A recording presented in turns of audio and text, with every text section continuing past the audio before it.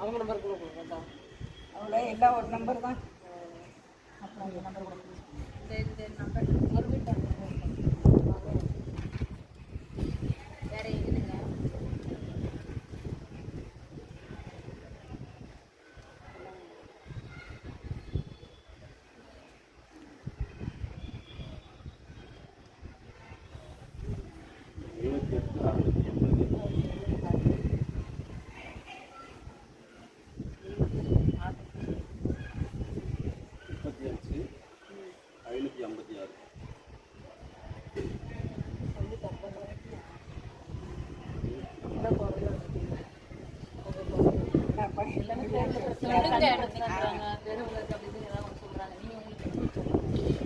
எங்களுக்கு இந்த ரோடை சரி பண்ணி கொடுத்தாங்க.